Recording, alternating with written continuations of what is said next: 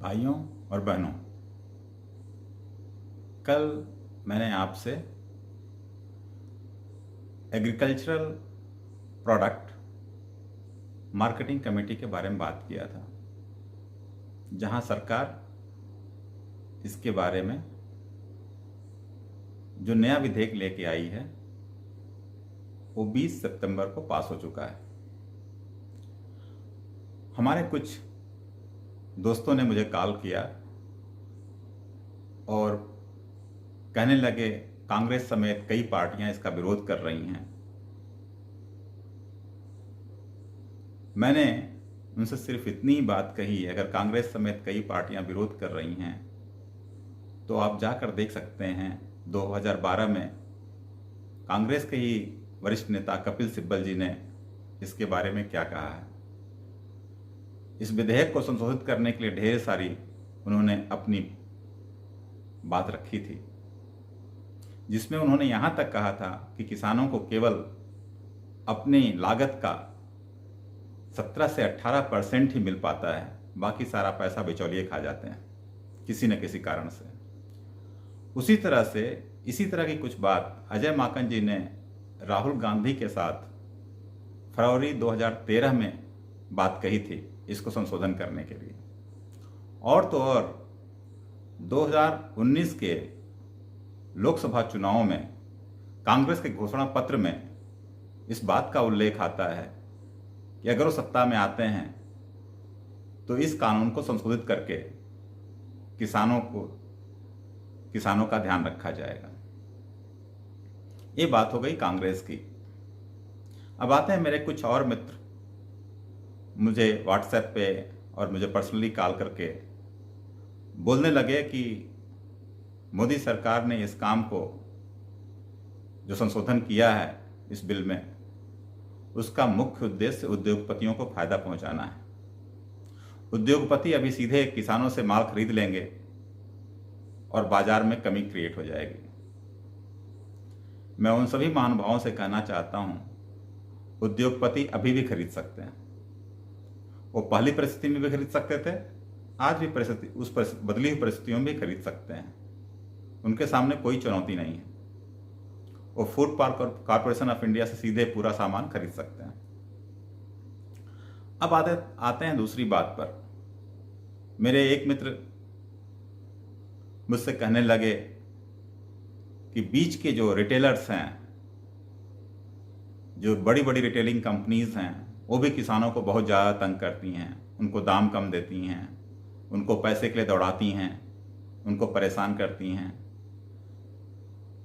मैंने उनसे कहा, उन बड़ी कंपनियों पर कौन लोग बैठे हुए हैं? सीधे किसी बड़ी कंपनी के मालिक तो नहीं बैठे हुए हैं। उस कंपनी में उन पदों पर, बड़े पदों पर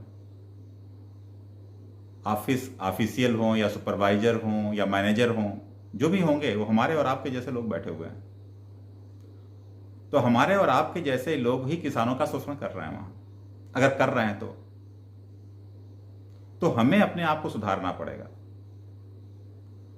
और मैं उनको एक और लेवल नीचे ले गया, एक लेवल और बात करने के लिए ले गया। मैंने कहा कि छोटे छोटे किसान सब्जी मंडियों में जब अपनी सब्जियों को लेकर आते हैं, जिनके कुर्ते फटे हुए होते हैं, शर्ट फटी हुई होती है, धोती फटी हुई रहती है, और परेशान हालत में वो अपनी छोटी छोटी सब्जियों को लेकर बैठे रहते हैं, 10 किलो, 15 किलो, 20 किलो। आप देख लीजिए वहां जाकर के, हम में से 90% लोग अगर वो 10 रुपए किलो बोलते हैं तो हम उसको 5 रुपए किलो देने की बात करते हैं। अगर वो 40 रुपए किलो बोलता है तो उसको 30 रुपए किलो करने की बात करते हैं। और ये बात कौन लोग करते हैं? ये बात वो लोग करते हैं जो कारों से उतरते हैं और सब्जियां खरीदते हैं। ये बात वो लोग करते हैं जिनके पास पैसे की, या मैं कह सकता हूं कम से कम मध्यम वर्ग से ऊंचे के लोग हैं, जिनके पास 2 रुपए या 5 रुपए की कोई इंपॉर्टेंस नहीं होती, कोई अहमियत नहीं होती। लेकिन हम लोग जब सब्जी खरीदने जाते हैं तो उन्हीं से बार्गेन करते हैं। जो किसान इतनी मेहनत मजदूरी करके हमारे लिए फसल उगाता है, टमाटर हो, आलू हो, प्याज हो, कोई भी सब्जी हो, लाकर बैठता है, आप खुद उसके ढेर को देखेंगे तो समझ पाएंगे उसकी पूरी जो उपज होती है जो लेके बैठा हुआ है वो 300-400 रुपए की होती होगी, उसमें वो क्या कमाएगा और हम उसमें बार्गेन करना शुरू कर देते हैं। तो सबसे पहला शोषण तो हम वहीं से करना शुरू कर देते हैं। लेकिन बात करनी होती है तो हम पूरे देश की बात करना शुरू कर देते हैं, हम इंडस्ट्रियलिस्ट की बात करना शुरू कर देते हैं, हम औद्योगिक घरानों की बात करना शुरू कर देते हैं, बिना यह सोचे समझे कि वही औद्योगिक घराने हमारे देश की जीडीपी को बढ़ाते हैं, वही औद्योगिक घराने हमारे देश के कल कारखानों को चलाते हैं, वही औद्योगिक घराने हमारे देश को एक नई ऊंचाइयां देते हैं। उन्हीं औद्योगिक घरानों की वजह से हम लोग जाने जाते हैं, विश्व में हमारा नाम होता है। आज इन्फोसिस, विप्रो, टीसीएस और इतनी बड़ी बड़ी कंपनियों को अगर कोई जानता है तो इसलिए जानता है क्योंकि औद्योगिक घराने हैं जो भारत के नाम को हर जगह रोशन कर रहे हैं। और इसी तरह से